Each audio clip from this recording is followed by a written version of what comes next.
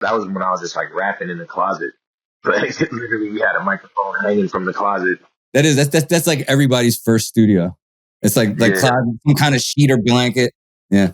Yeah, not anymore. Yeah, right? Yeah, seriously. These kids.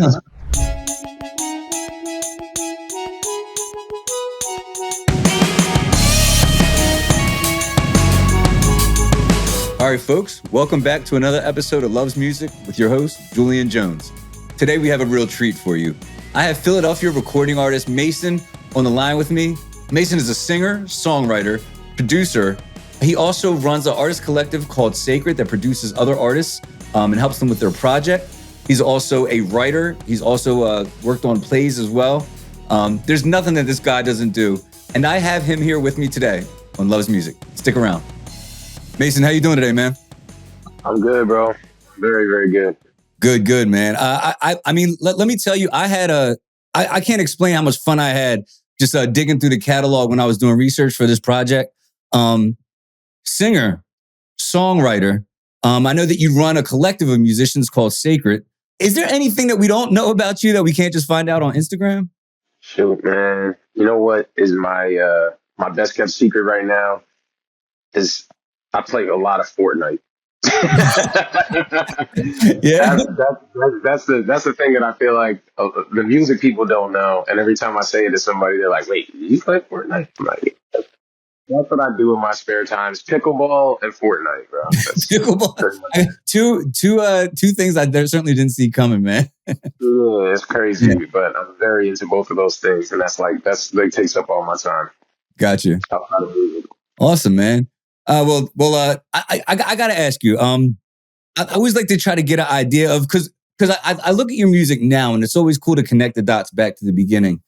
What was your earliest memory of music? Like the first time you heard it, and you're like, the earliest memory you can have, where you're like, "What's this? What's happening to my ears right now? What is this?" I kind of got like two answers to that. Okay. So the very first memory of music, that was like kind of impactful, like looking like in hindsight, was very early on. Like I was like 5 years old. Me and my brother were 5 and 4. We started fighting a lot, and my mom kind of kept me in this other room. And I never slept as a kid. I really don't sleep now. But my mom would put on the oldie station on like this little clock radio and just play it next to the bed. And it was Eric Clapton would be on a lot. You know what I mean? So that's like probably the most like the earliest interaction with music that I had. But the most influential one is like one I love talking about all the time. I went to a like really prestigious, like expensive high school, right? It was a boarding school. But I grew up extremely poor.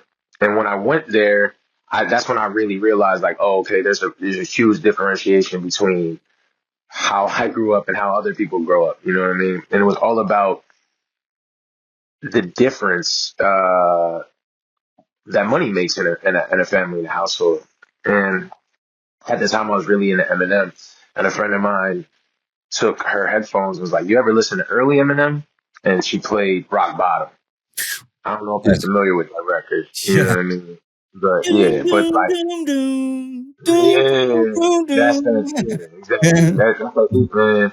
And you know, he's just talking about like the realest stuff ever. You know what I mean? And a lot of it had to do with just feeling broke and not wanting to feel broke anymore, and just that desperation. And that was probably the most impactful early memory I had. So like about like 14 or so. The music that I didn't start making music until like I was out of high school. Okay.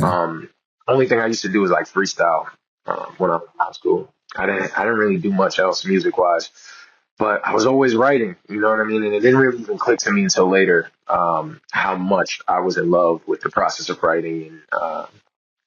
And in hindsight, listening to Rock Bottom that one moment was like, okay, I don't feel so alone in the world. And then that became my goal to like not want other people to feel like there's other people in the same space as them, or like feeling the same way as them, or maybe even feeling worse, or maybe feeling better. Just like some kind of way to connect with people to make you just feel like you're not alone.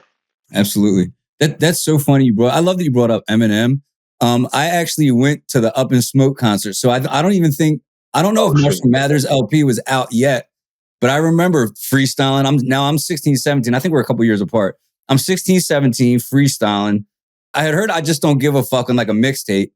And I was like, I'm not sure about the bull. And then I heard Rock Bottom, Bad Meets Evil. And then I saw the Up in Smoke concert and we had second row tickets. This is probably 2000, 2001. And I was like, that's what I want to do right there. That was like the moment for me when I was like, yeah, I want to do music. Oh, I'm doing music now. Do you have a moment where you realize, all right, I'm not a passive music listener anymore. Like this is in me. Like I need to get this out of me. It kind of happened all at once. I was in college and people were stealing clothes out of the dryers. And one day I just was sitting in the laundry room while my laundry was being done. And instead of doing homework and studying, I started writing music. Mm. From that day till this day, until the day I die, never stopped. Wow. I filled that notebook, and then I filled notebook after notebook after notebook, and then I filled phone after phone after phone, and then you know what I mean. I had the BlackBerry curves, you know what I mean? Like I just couldn't stop writing, and I'm still I'm still that way. I just I got a song in my chest, you know what I mean, like every day, and I got to get it out. Can we hang out there for a minute? When you say a song in your chest, right? Because I don't think unless you are a born creative, I don't think you understand what that feeling is like. For me, anyway, because I don't want to. We obviously have nuanced experiences. Mm-hmm. For me, it's painful, right? If I have, and I don't play an instrument or anything. So if I have a tune or a melody and I have to get it out, I'm singing it. It's like a burden. I can't think about anything else until I finally sit down with my engineer and just get it out. Are you burdened by your creativity that same way? Or do you have a similar feeling? I'm burdened by my creativity, but not in the same way.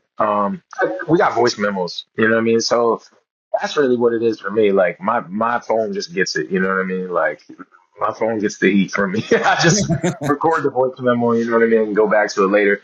It is a weird sense of I don't want to say urgency, but you are pressed to express yourself. You know what I mean? It's just like when I say, yeah, I'm feeling it in my chest, it's kind of exactly what you're talking about, where it's like, all right, I really got to get it out. Wouldn't necessarily say it's painful because I just do it. You know what I mean? I just, like I said, I whip the voice memo out and just do it. Mm-hmm. But it is a weird, I could imagine if you're not a creative to have that feeling. I don't even really know what it would be like. It's like longing for a friend.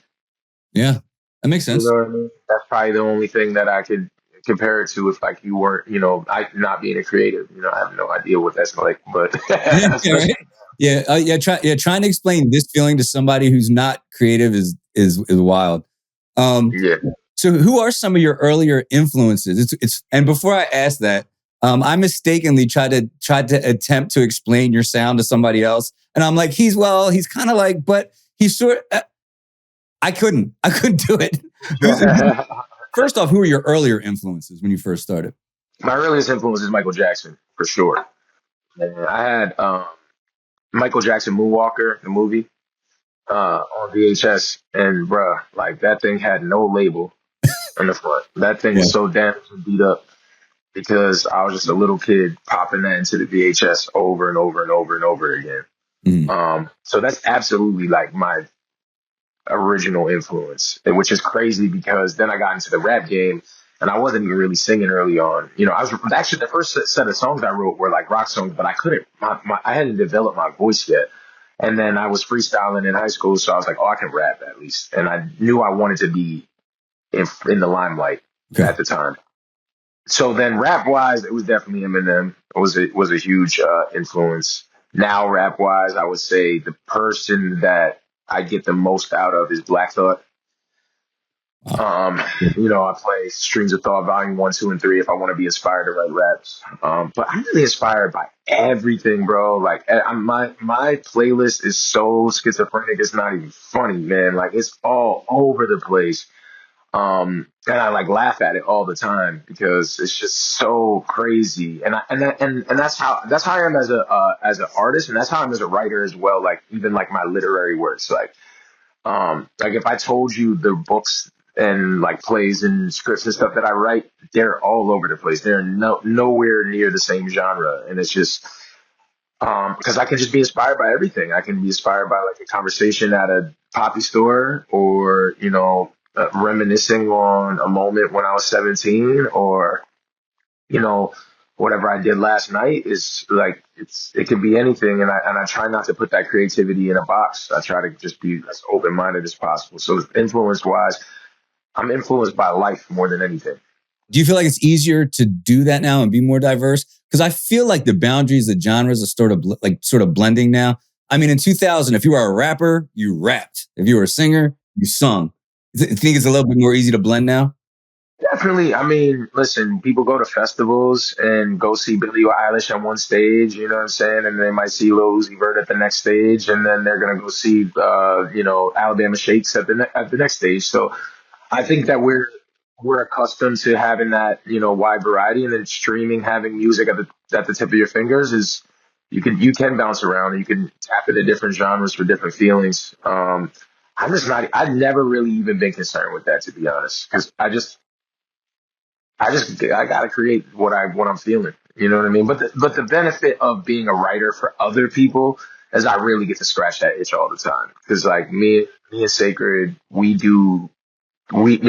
to day, we could be like jumping stage to stage in a festival. You know what I mean? Sometimes we got like, drug dealing street rap one day, and then we're making house music the next day, and then we're making country music the day after that. And it's really a blessing. It's a blessing to work in all those genres, and I think that it's become what's made me unique. Yeah. And I love that you have the freedom to expand your art that way too. Cause one, it's cool for you, but it's also cool for us because we're the beneficiaries of it. So please keep doing what you're doing. I'm sorry, did I hear you say you write books too? I didn't even know that. Yeah, I write books, plays, scripts. I just like my most recent thing was a pilot for like a 10 episode show that, hopefully will find a place one day. I'm really excited about this TV show. I kind of just got to the space where I feel like my literary writing is catching up to my songwriting, uh, which is a journey. I've just been I've been in the background sharpening that sword over and over and over again, and now I feel like it's decent enough. But it's tough because you got to stick with it. You know what I mean? It's just I gotta be living my life, pushing the music career forward, and then also still like working on these literary works. Absolutely. One of my favorite pieces of your content, believe it or not, it might seem random to you, but I think it's one of the dopest things you have out. All it is it's a one angle view of you covering the Snow Patrol song. You know what video I'm talking about? No idea. Yeah, you're covering a Snow Patrol song. I think there's a young lady playing keys, and you're singing. What song is it? I forget what Snow Patrol song it is, but it's not Run. It's like one of the lesser known ones. I'll find it for you and send it to you. Yeah. Okay. Yeah. Yeah, that's crazy. I don't know. I just be doing so much that I'm like, I can't even think of a Snow Patrol song that I did. I have no idea. Yeah. Now I'm embarrassed. I should go look it up so at least I have the name. Actually, no. I was going to say I'll look it up. We can edit it out, but I don't even waste any time. That's all good. Yeah, but no. Speaking of your content, there's even a specific artistic. There's like an artistic element of even the way you present your content. So it's like you write the song, you do the song in a cool and interesting way, but even your socials, man, like the stuff that you're putting out visually, how involved are you in the visual decisions that you make on your pages? I mean, very. But I got two incredible guys that I work with, Mike Chisholm and Liam Rose. They approach the art form of photography and videography like how I approach songwriting. And so it's important to find those people because, as I was just saying, like it's difficult to be concentrated in music and still write books or scripts and whatnot. So you definitely can't be doing everything yourself. You know what I mean? And you got to find those people that have that passion that you have for your art form with their art form. And then, it's always just like a conversation. A lot of the times it's me trusting them. And then and as a collaboration, it's just like, I try to have like some kind of eye. I like to play with foreground and background a little bit. So it varies. It depends. But visual art is just as important as the audio, you know. So you gotta, yeah. So you got to, you got to present a certain kind of way. At least for me too, because I'm like not one of those artists. There's nothing that's gonna make me the artist that just like turns on my camera and talks and tells you like, here's 5 songwriting tips. Like, it's not gonna fucking No. happen. Not for me, bro. Like, that's not me. It never will be me. And it's no knock to people that do it. That's just not me. Like, I'm way too much of a Ronin. You know what I mean? To follow in those kinds of spaces. So, but you have to have a presence. You know, people have to be able to find you and see you. And so I like to have that be artistic. You know, I want to have that representative of the fact that I'm an artist and I'm like creating this art is actually the thing that means the most to me in this whole world. And my visual representation is a reflection of that. So Yeah, I don't see too many independent artists that merge the music and the visuals as good as you do.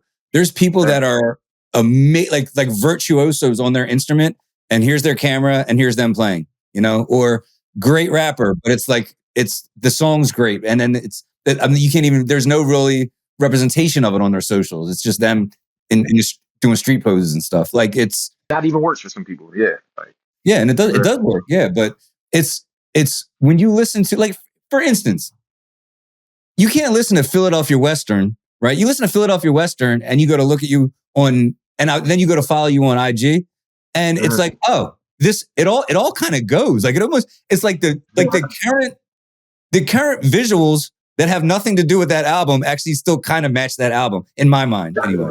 Thank you. Yeah. Yeah. Speaking of Philadelphia Western, I have Medusa on repeat right now. Oh, that's what's up. That's a special record, man. Yeah.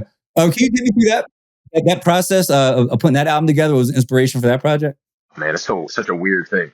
I'll go through what happened with the project and then I'll go to Medusa specifically. So me and Maverick, who's a producer that I work with, we made a project called Charming, and that came out in like 2019, I think.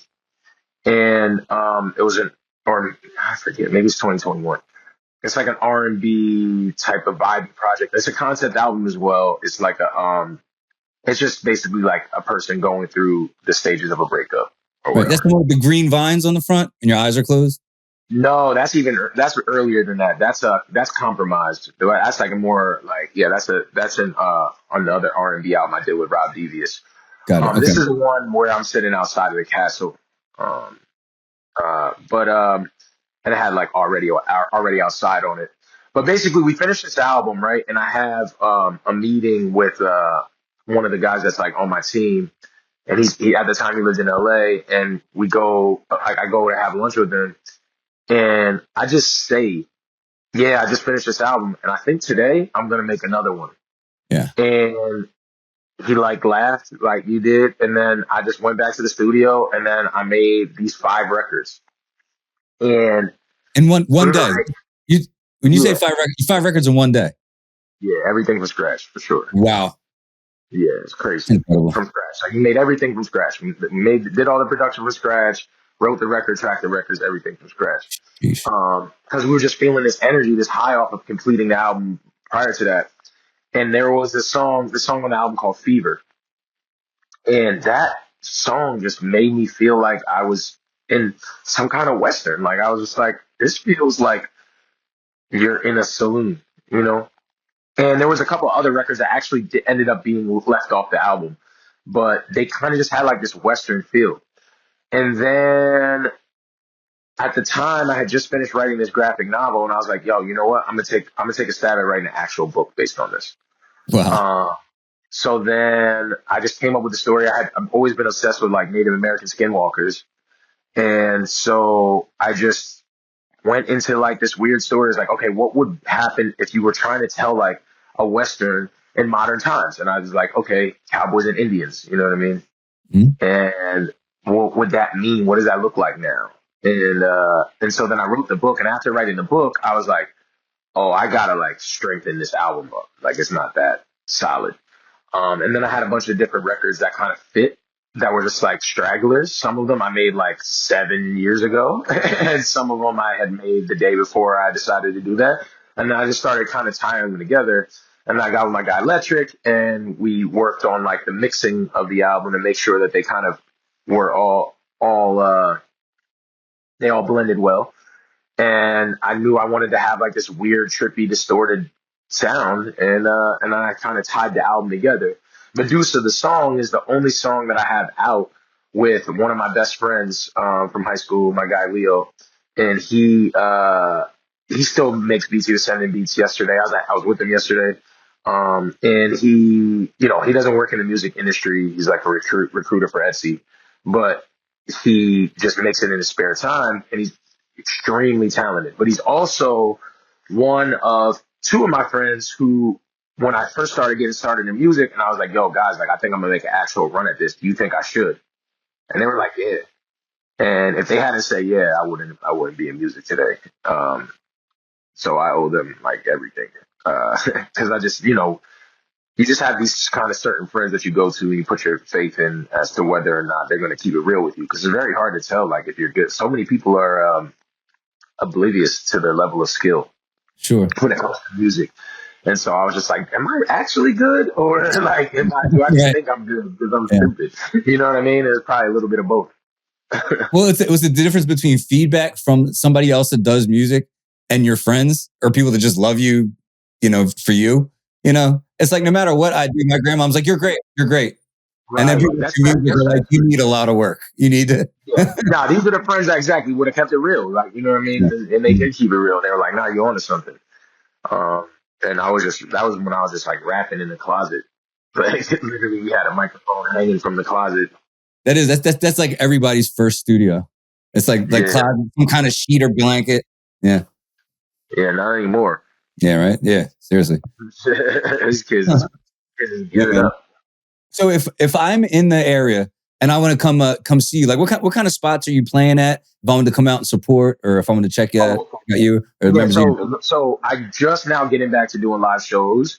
My next live show is on April 18th. It's a warehouse party vibe. I'm gonna be just doing songs with Ben Arsenal, singing over like DJ stuff. It's like it's a house music scene. And I haven't booked anything for me, like with the band yet. But just yesterday, I was just talking to a friend about how much I'm itching to get back onto the stage with a band, which I fell out of love with entertaining, for real. Like I really did. I had like a couple of years there where I was just doing like 3 shows a week at least. You know what I mean? I was just gunning it, and it was really, really fun for a couple of years, but I just kind of lost the love for it. And part of it was I didn't like performing the music that I was performing the way that I was doing it. You expand on it? Yeah. Well, there's just like the sound that I had at the time. Like I wanted to do a bigger production for it, and like I just felt like I couldn't. And so and you weren't using like TV tracks or anything, or no, yeah, I was rocking with the band, and you know what I mean. I had TV tracks as well. It wasn't about like the musical production, but it's just like I wanted like big lights and big like everything, and it just wasn't feasible at the time. And right now, the project I'm working on is this thing called Modern Americana. It's made for me to just have a band, like, you know what I mean. It's made to just have a band, and it will feel good doing it in the smallest of venues and in the biggest of stadiums, and that energy is just right for me right now, and I'm actually really anxious to start performing it. So I'm sure I'll be popping up in a couple of different places. I'll probably just book out Milk Boy. Yeah, I'll probably book Milk Boy out like sometime like in the summer. You know what I mean, and then kind of reintroduce myself band wise. But you'll see a lot of it online before that even happens. Absolutely. Yeah, for anybody listening, Milk Boy is actually a Philadelphia venue. It's a bar, but it's thin, probably seats. It's standing room, probably 220, 250, something like that. That sound about right? Yeah. Yeah, I actually just saw High Fade at Milk Boy recently. I love that venue though. Oh, dope. Yeah. It's one of my favorite spots. Yeah, that's cool, man. All right, so this is great. So we can definitely expect to be able to see you live. If we want to see the house stuff with you singing in front, we'll see that. What venue is that going to be at? So it's at a secret location. We didn't really even announce what the venue is. It's like kind of hidden warehouse, John. It's such a vibey place. Yeah. But you got to get it's in Philly, right? And it's in the Port Richmond area. You kind of we want everybody to just like cop your tickets and just trust us. You know what I mean? That's how we're doing it. It's like it's been a minute since Sacred has thrown a party. Our last party was a banger. That's what we had at our spot. Mhm. This one's going to be an elevated version of that. You know what I Wow. mean? And we'll get everyone will get the location like right beforehand, and then it's going to be like a chase it. And we're going till 4 a.m. Cop your tickets and trust us. Yeah, that's it. Yeah, Best pitch for a show ever. right. Sometimes you got to like listen, man. Yeah. Give me the button. Just watch me work. Yeah. Yeah, man. Something else that you're doing, which I think is really cool, and I definitely want to run out of time without talking to you about it. Can you talk to me a little bit more about the artist collective Sacred?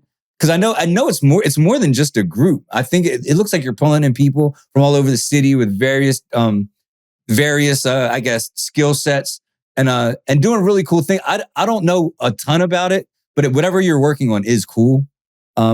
Yeah, the core of it is we're just a production company. It's owned by me, Dirty Harry Electric. And what we do is we just have artists come to us, not to book like hourly studio time, but come to us to help you make your whole album or a single, or an EP. But most people, they do a single and then they want to work with us for the whole album.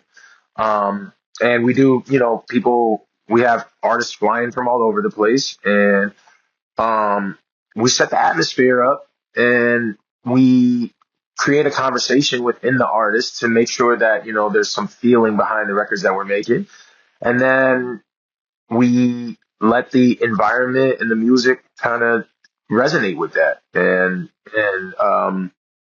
we also make a lot of records for catalog. We do like sync licensing, and we sell records outright to people. But on a daily basis, we're either like working with people, helping their babies come to life, or we're just making babies of our own and stashing them up. Now, when you say you ask them, like what, like if I'm an artist and I come to you, as I am now, 43, I have an idea, and I come to you, like what kind of questions do you ask an artist that wants to work with Sacred? The first thing is, what's your goals? Your short term, your long term goals. I think you'd be surprised how many artists don't even ask themselves that question. And it's one of those questions that you got to continuously ask yourself, even as you go along in the process, because sometimes, you're like, all right, my goal is to make like the best R&B album I possibly can. Right. And then you're 3 records in and you're like, oh, shoot, this is actually a pop album. But oh, well, like this shit is popping. Like I just got to just use it. You know what I mean? So it's being able to move the goalposts, but setting the goalposts at least early on. And then it's like what message do you have?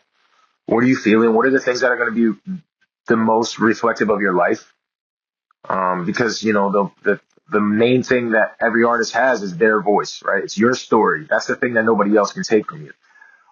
So I try to coax that out of the artist. It's like, what is the thing that you're trying to say? Even if it's just like, she broke my heart. You know what I mean? Okay, how does she break your heart? Because that specificity is actually what ends up making it the most broadly relatable, right? Is like, the artists that really kill it and connect with people, is like they're telling their story and it's very, very specific to them, but then you relate to it in a big way. And so it's a hard thing to track down, but that's what I try to do with the artists that come in.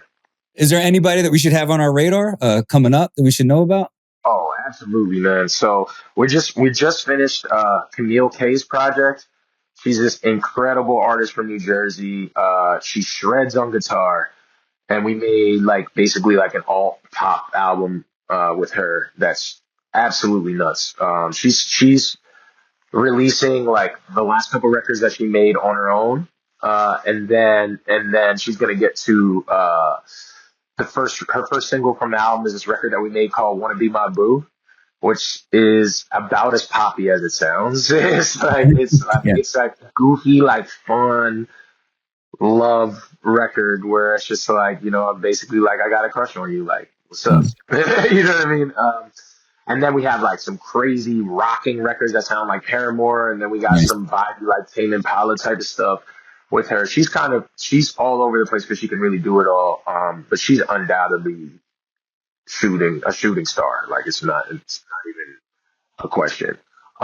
We have Enola Bedard, who you might know her. She's a huge dancer and TikTok influencer. She got like 17 million followers or something like that. Sheesh.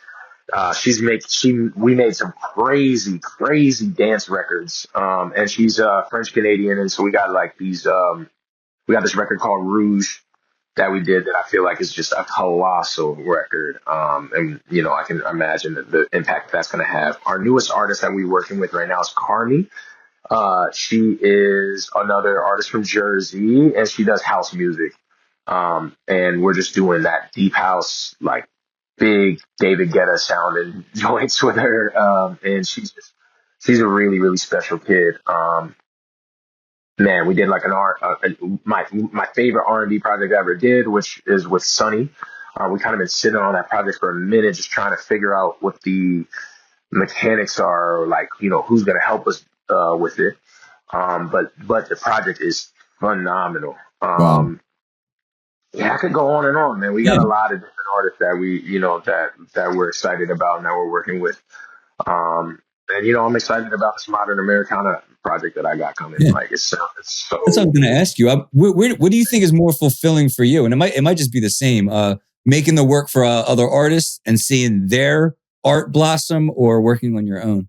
I think I'd be lying if I said it wasn't my own. Like there's some songs that I attach to in such a deep way. You know what I mean? Like I have this song called "Ghost of Carolina" that's just like about my ex who passed away, and like, you know, I got songs that are like about the roughest parts of, you know, my relationships and stuff, and it's just like that therapy of it is different. But it's also really awesome to like be with like a 20-year-old kid in the studio who's just like eyes are super wide hearing their hit, you know what I mean? So it is fulfilling in its own way, but like, you know, my music, that's my story. Yeah.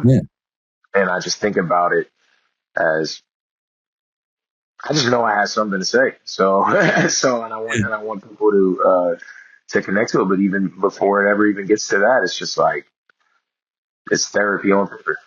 Absolutely, man. Of all your work, well, two questions. Of all your work, which is your most favorite? It changes constantly. Um, right now, the song that I can't stop listening, I just two songs I can't stop listening to. One of Okay. them is a song called "Poison Over Me," and that's a Carmi record. Um, and so that one is just like it just makes me feel like I'm on a yacht in Miami. Okay.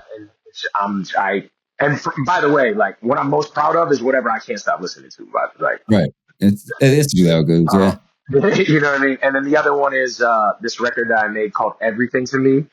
And it's like really emo. I've been making mad emo records lately. But You going through something right now, or you just like right like that emo oh sound? no, I'm definitely going through something, man. I'm definitely I'm going through a lot of things, but I'm going through stuff, especially like, you know, love life wise, where it's just you know, it's a chaotic time, and so it's making me super emo, and I'm making these emo records that are A lot of life imitating art, huh?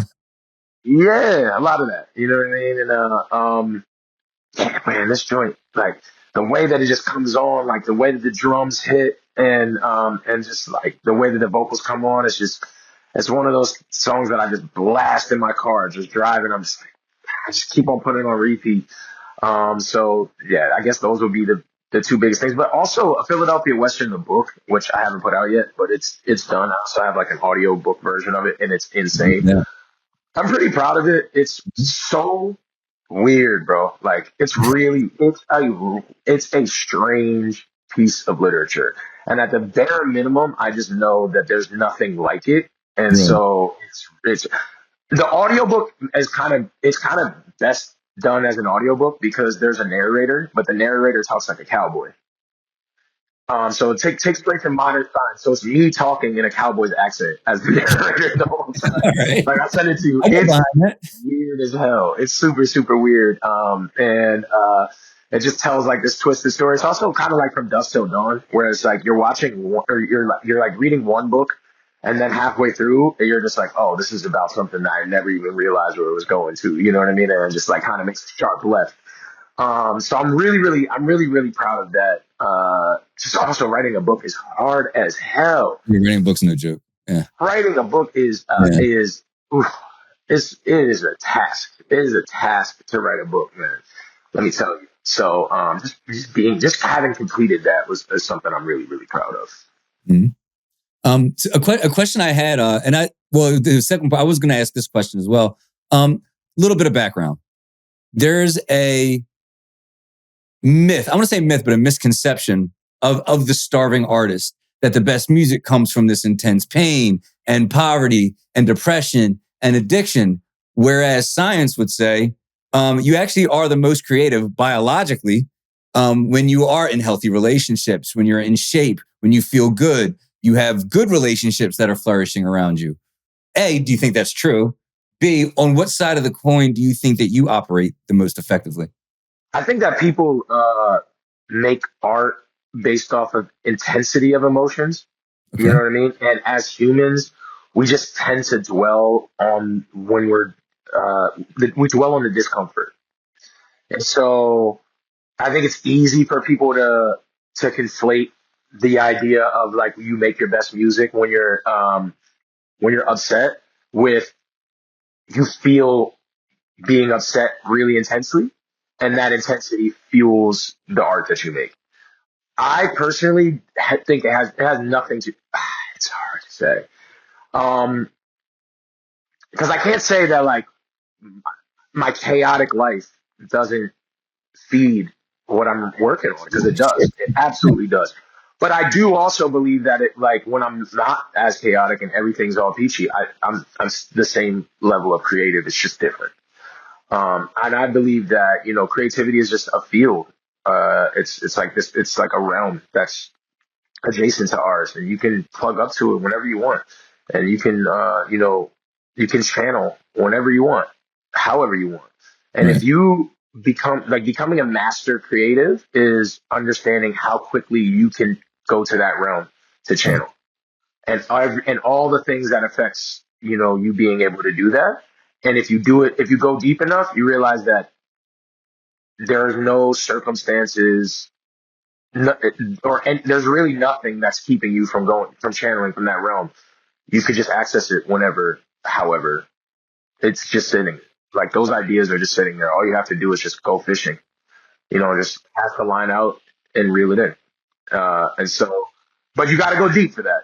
You know what I Absolutely. mean? You got to go really, really deep for that. You know what I mean? I am an incredible amount of songs in, you know what I mean? Like an insane amount of songs. When I think about it and I try to do the math, I'm just like, oh, how did you even do this many records? Because there's only 365 days in a year. How you have years where you're just knocking out like 1,000 and plus records? You know what I mean? Yeah. Um, Incredible. but I've gone deep enough to know, like, yeah, like it is. I think early on, like tapping into those intense emotions is really important. But in reality, you can be the healthy person, and it's an endless treasure trove. You know what I mean? Yeah. Now, when I would imagine if you're putting out that many songs, right? There has to be some. Obviously, we want to say we're operating off of creativity and whimsy and energy, but at some point there has to be some kind of finite process. You don't put out 1,000 songs in a year by just feeling like it, right? Can you take me through like how do you conquer your writer's block or the days when you feel like you just don't have it? It doesn't happen. Yeah, It doesn't happen. I never get writer's block, and I believe that. Right. I've also gone deep enough. And I went deep enough fast, and I think when I was younger, I was just too stupid to ever even like get concerned with writer's block. And so I just powered through it. You know what I mean? It's like when you're playing basketball, like sometimes you just get on the court and you're hitting every single shot and nobody can touch you. And then the next day you're complete ass, but that doesn't mean that you don't pick the ball up. You know what I mean? So that's it. Some of the best advice I've ever got was writers write. right. If you're a writer, you gotta write, no matter what. It doesn't matter if it's good or not. I think that a lot of people are afraid to make bad content. right? The reason why they get writer's block is because they're afraid to write bad songs. It's like, so what? Just write the bad song. Right. Yeah. It's better to write the bad song than not do nothing. You know what I mean? Absolutely. And I think that kills people. So everybody that asks me that question about writer's block, I'd tell them a writer's block's not real. It's not a real thing. You know what I mean? You're putting that block up yourself because you're afraid of making bad music. But I don't believe in operating out of a place of fear for anything. So what advice would you give to a younger artist that's just getting started out? They say, hey, I really love your stuff. Obviously, I'm not there yet, but I do really like music. I'm 16, I'm 17. Where do I even start? What kind of volume? What kind of... I tell them the same thing. I tell everybody the same thing. Number on a piece of paper, if you're going to write in your phone, 32 lines a day. If you write 32 lines every single day, at the end of the year, you'll be 3 years ahead of almost everybody else. You figure like most professional songwriters are writing about 100 songs in a year. So, you know what I mean? Let's say you miss 65 days, then you're 3 years ahead of anybody else. Now imagine if you do that 3 years in a row. Now you're 9 years ahead of the people that are sitting next to you. And everything that you need to know about writing and everything you need to know about yourself and your creative process is going to come out in a year, writing a song a day for a year. Very, very few people listen to that. The people that have listened to that have had great success and come back and they're like, yo, thank you. Because that's really all it is. You know what I mean? And the expression of that it's priceless. Listen, anybody that's seeing this is the most priceless piece of advice I can give you. And it's so simple. Just write every day. That's it. And it's everything. it's everything. It's crazy. Does that also go for literature as well? Maybe not 32 lines, but 100 words, 300 words. Yes, you should write. Yo, you write. I throw out pages. So the other thing that I heard, that great piece of advice, was writing is rewriting, and that was in terms of like scripts and books. Right? Is like you write to get it out, and then go back and edit it. Like, and when I was working on a Philadelphia Western, the first run of that book had an entire character that I got rid of. I just erased this character. Like, there's just like a group of girls in the story, and one girl was just like unnecessary. And I was like, let me just take like the story pushing parts of her and put them on some of these other characters and just like completely get rid of her. Like, write it, just edit. You know what I mean? Write and then edit. Everyone's just so concerned with getting things perfect, and it's just like, you got time for that. You know what I mean? Flush it out first, though. You know what I mean? Otherwise, it seems like this insurmountable goal. Like, you know what I mean? It feels like, otherwise it's just like you're looking at the peak of the mountain and it's so intimidating that you never take your first step. Right. You know what I mean? Great analogy. Yeah. So it's one of those things. So I say you just got to do it. Yeah. Like, you got to do it. I have to ask you too. I use the term real estate in your heart. Which musicians and artists have real estate in your heart today? Like, you get off of this phone call, you get in your car, what's playing? Ooh. Yesterday was Lola Young. She's so good. America, Creedence Clearwater Revival, Lil Yachty. Okay. It was bouncing around a lot. And Carmi, the girl that I was working with on the house music. Yeah. But the real estate in my heart, man, is like Keen. That's my favorite. That's like one of my favorite bands. I can go back to the first two albums and just melt away. You know what I mean? Just travel to another place. So that they have like a lot of real estate in my heart. Any particular reason why? There has to be a story behind that. I just think when that album came out, the Hopes and Fears came out, I was just primed for expanding my horizons. And my like rapper self was like, this shit is soft. And I saw it live and I was like, nah, This is, you know what I mean? I opened my mind. And once I opened my mind to it, it just grabbed a hold of me, you know what I mean? And then expanded my horizons even further into other, like, it's so crazy because like in a span of a couple years, like I would only be listening to rap when I was a teenager. And then all of a sudden, like I won like a contest as Coldplay's biggest fan. Did you really?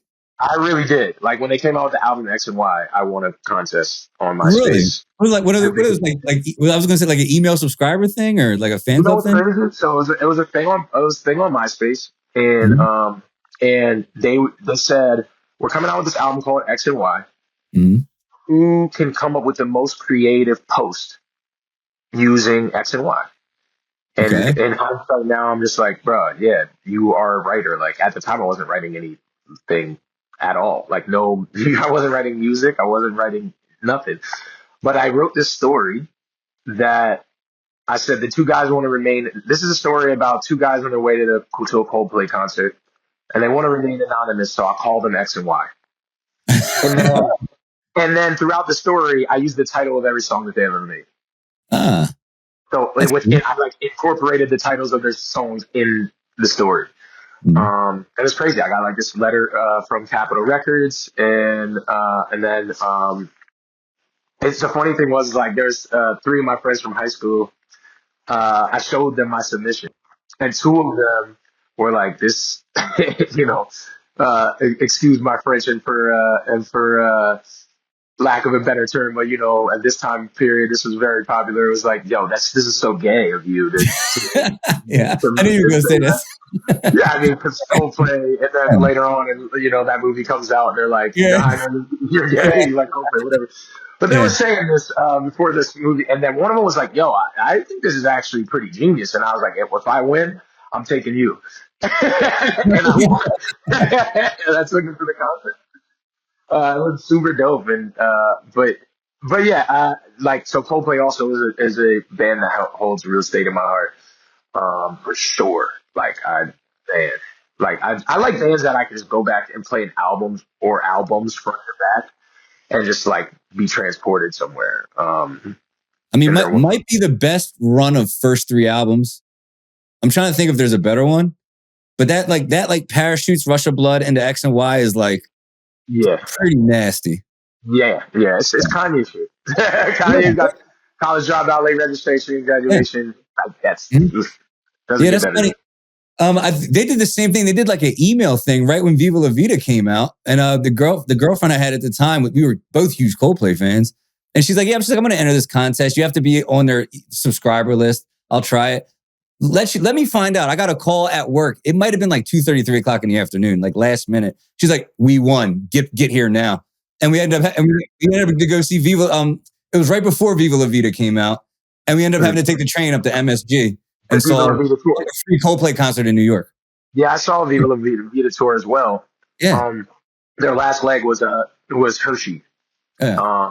And this was like one of the best concerts I've ever been to. I've seen Coldplay a bunch of times, but this time they shot a million glow in the dark butterflies into the air, and they were folded pieces of paper so that way, like when they fell from the sky, it looked like the butterflies were flapping their wings, and there's these butterflies falling all around you. Yeah. And I will never forget that moment. That's Yeah. seared into my brain. That that show, like in that moment of a million glow in the dark butterflies falling from the sky. It was just they care about the shows, man. I mean, the production on those shows are out of control. The last concert, her opened for them. Amazing, by the way. And then Yes, they do the thing with like the bracelets. So it's like they already yeah, have everything, and then you have like the light up bracelet and yep. like and you can like see stuff throughout the crowd. So the whole Oh yeah, stadium, yeah. They another play like the Link. special effects. Yeah, Yeah. I saw them at the Link. I'm like, dude, you guys are yeah. nuts. Yeah, yeah, yeah. I think Yeah. the one concert he comes out, he did like green eyes like in one of the hallways of like the 200 level. Like he just disappears. And then you hear the guitar start, and he's like over there in like the 200 levels, like in like that hallway corridor, like singing green eyes. Yeah, they're crazy with that kind of stuff. They always do the popping up in a random spot. Like they've been doing that for years. Yes. So the Green Eyes is such a crazy song. I forgot about Green Eyes Yeah, as a song. Damn, I need to listen to that today. this is a good feeling. Yeah, yeah, man. This is awesome, man. Who else have you seen live? That was like it. I just saw St. John recently. I saw him twice. He was dope, man. He just played Music Hall. He killed it. I'm Yeah, he's going to not a see marinator. I gotta look him up then.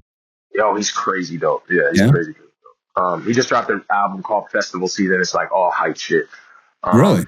Yeah, but he's nuts. You've definitely heard some of the songs, even if you don't know it. Okay. I'm going to see Goldie Botelier. She's like a country pop artist. I literally was at the Rebecca Black concert last night, which is weird, but she played the TLA. She put on a hell of a show. I go to see whatever. You know what I mean? I'm down to just see like really dope shows. I'm really hyped for Goldie Botelier. Like she's playing Johnny Brenda's. I stumbled upon her song, just like on her, like, one of those times that Spotify is just shuffling through stuff. Yeah. And it's just got like this crazy, crazy hook where she's just belting out. She's like, you can't get away from a woman that loves you. And it just feels like Stevie Nicks. It's just crazy. That's So I'm really high hyped to see right there. Yeah. She's coming to town like April 22nd, I think. I gotta get that on the calendar. She sounds cool. Yeah. She's dope. Yeah. You got to check her out. But yeah, I go to see whatever. I follow Ben Arsenault around everywhere. Like he's like, I don't know if he's I gotta look him up. He should be on my radar. He's a Philly guy. Yeah, he's a crazy DJ. Okay. Whatever. And we like, we've worked together. We actually have a song coming out, and he's playing the show that I have on April 18th. But he just does house music. He knows how to throw a party, man. He has this party called Departed. And they do it right. So that's like what I go to regularly. Like I said, for the most part, I'm pickleball with Fortnite. There you go. So if it's not making classics, it's Fortnite and pickleball. That's it. The other classics. So all right. So I have this theory, right? That music repeats itself in about 25-year cycles. It's not an exact science, but rock will be really good, and then it'll get kind of synthy again, and then a couple other genres will recycle, and then like rock will be at the forefront again, and then country will be at the forefront. It feels like we are sort of at the tail end of like a country run for the last like 4 or 5 years. We got a whole bunch of really big other genres were doing things too. If there was another genre that was next up, if you can kind of see around the corner, what type of music is probably going to get shuttled to the forefront in the next few? I think it's going to be like almost like a hair metal type of thing, like the bands of old, man. It's crazy that you're saying the 25-year run. You know what I mean? That's out of just that takes us out of the 90s. Yeah. And at that time, obviously, pop was like really, really big. But like just before that, you know what I mean? In the 90s, you had like Nirvana sound and stuff. You know what I mean? That's like crazy. And then obviously, hair metal is earlier than that. But I think like just like those classic Americana things, like maybe like Bruce Springsteen sounding type of records, or that's where I think the music is going, and I kind of want to be on the forefront of that. Yeah, that's what I want to do.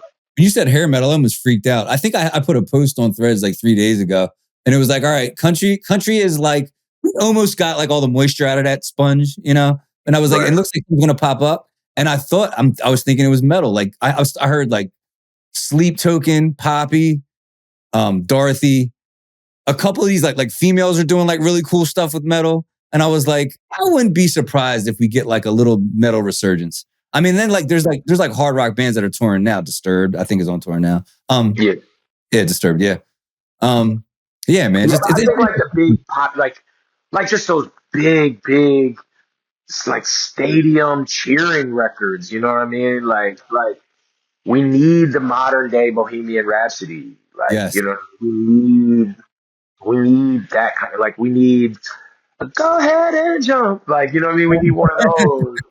We need so I feel like that's gonna happen. Like, you know what I mean? We need some like living on a prayer, even like in the world, where that's the energy that we need to like cleanse us of this fear, worry state. I feel like we're in like this weird trippy frequency right now, and I feel like you know who's going to do it for us, right? For like that big stadium rock, Benson Boone. You heard it here first. No, I didn't. I was 2 seconds away from saying Benson Boone is the reason why I think one of these this is going there for sure. 2 seconds. I'm on Benson Boone. He's definitely in that kind of space, but I'm gonna do it too. I'm gonna do it. Yeah, right. I can't wait, man. I'll be the first person to like nerd out like a teenage girl at a concert. screaming, hands in the air and everything. So yeah, bigger the better. I'm here for it. Yeah, man, I want to be mindful of your time. And I know we're nearing the end. If I hear your music, and there's a million ways to reach out to you, contact you. You're all over your socials. I'm sure you'll be promoting shows once you start, promoting the Americana album. But if there's only one way, and you can only pick one way that I, as a fan, could support you and your movement, what would be the one single best way to do that? I'd say Instagram. It's just a way to be tapped in with me the most. I just use it the most. That's it. And that's where you'll see everything that I'm doing. Good to know. Well, I got to tell you, I got to thank you from the bottom of my heart. Like I said, I mean, like I know you from around. I think we might have had maybe 4 or 5 run-ins. You actually did the show here too. I didn't want to tell the story on the show. I'll save that for another day. But yeah, you did the show at my crib, remember? Yeah, of course. Yep. Yeah. Yeah, man, this was a ball. Like I said, if there's anything we at Loves Music could ever do for you, please consider this platform a friend. If you ever need anything at all, please give us a shout. And again, thank you from the bottom of my heart, man. I sincerely appreciate it. No problem, bro. I appreciate it. Yeah, and I love the conversation. It's great. Awesome, man. Cool. Thank you, bro.